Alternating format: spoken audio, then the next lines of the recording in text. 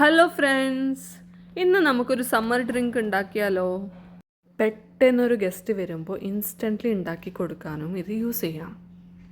വേനൽക്കാലമൊക്കെ വരാൻ പോകുന്നില്ലേ, അപ്പോൾ നമ്മൾ പുറത്തുനിന്ന് എന്തെങ്കിലും വാങ്ങി കുടിക്കുന്നേക്കാളും നല്ലത് വീട്ടിൽ ഇങ്ങനെയൊരു സംഭവം ഉണ്ടാക്കി വെച്ചാൽ ഇടയ്ക്കിടയ്ക്ക് എടുത്ത് കുടിക്കാം.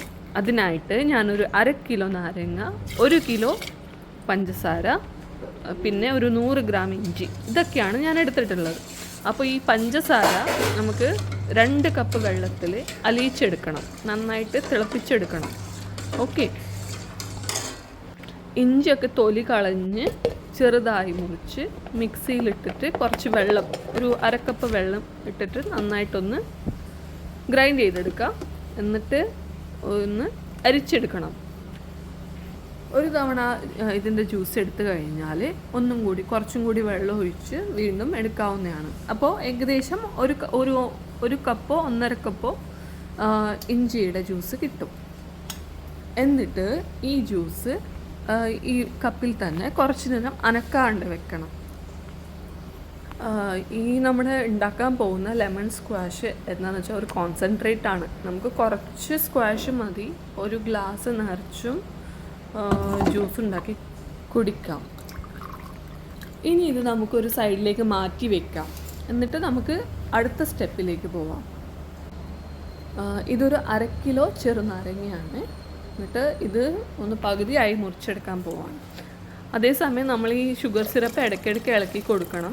പിന്നെ ഈ ജിഞ്ചർ ജ്യൂസ് ഉണ്ടല്ലോ, അത് കുറച്ച് നേരം വെച്ച ശേഷം നമുക്ക് ഈ ഷുഗർ സിറപ്പിലിട്ടിട്ട് ഒന്ന് ഇളക്കി കൊടുക്കാം. എന്നിട്ട് ഇത് നോക്കിയേ, നമ്മൾ അനക്കാണ്ട് വെച്ചതുകൊണ്ട് ഇതിലുള്ള സോളിഡ് പാർട്ടിക്കിൾസ് ഏറ്റവും താഴെ അടിഞ്ഞുകൂടി. അപ്പോൾ അത് നമുക്കൊരു 15 മിനിറ്റ്സും കൂടി ഒന്ന് ചൂടാക്കി എടുക്കണം മീഡിയം ഫ്ലെയിമിൽ. അപ്പോൾ ഈ നാരങ്ങ ഓരോന്നായിട്ട് മുറിച്ചെടുക്കുക. ഈ ഷുഗർ സിപ്പ് ഇത് നമുക്ക് ഇടയ്ക്കിടയ്ക്ക് ഇളക്കി കൊടുക്കണം. ഇനി നമുക്ക് ഈ നാരങ്ങയൊക്കെ ഓരോന്നായിട്ട് പിഴിഞ്ഞെടുക്കാം കേട്ടോ. കൈകൊണ്ടും ചെയ്യാം, പക്ഷേ നമ്മൾ അധികം പിഴിയുമ്പോൾ അതിൽ കയ്പ്പ് വരാൻ ചാൻസ് ഉണ്ട്. അപ്പോൾ ഇതുപോലുള്ള നാരങ്ങ നെക്കിയിൽ വെച്ച് ചെയ്യുന്നതാണ് നല്ലത്. എന്നിട്ട് ഈ ഷുഗർ സിറപ്പ് ഉണ്ടല്ലോ, അത് കുറച്ച് നേരം വെച്ച് തണിഞ്ഞ ശേഷം, മീൻസ് തണുപ്പായ ശേഷം നമുക്കിത് മിക്സ് ചെയ്ത് കൊടുക്കാം. ഒന്ന് നന്നായിട്ട് ഇളക്കി കൊടുക്കാം ചേർത്ത ശേഷം.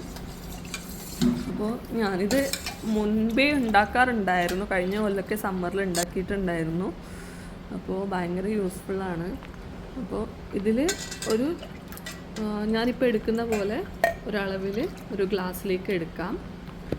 എന്നിട്ട് ബാക്കി വെള്ളമോ അല്ലെങ്കിൽ സോഡ ഏതായാലും, ഞാൻ കുറച്ച് ഐസ് ക്യൂബും കൂടി ഇടാണ്. ഐസ് ക്യൂബും സോഡയും കൂട്ടി കുടിക്കുമ്പോൾ അടിപൊളിയായിട്ടുണ്ട് കേട്ടോ. സത്യം പറയാലോ, ഒരു രക്ഷയില്ല. എന്നുവെച്ചാൽ നമ്മൾ പുറത്തുനിന്ന് എന്തെങ്കിലും ഡ്രിങ്ക്സ് വാങ്ങി കുടിക്കുന്നേക്കാളും ടേസ്റ്റിയുമാണ്, ഹെൽത്തിയുമാണ്.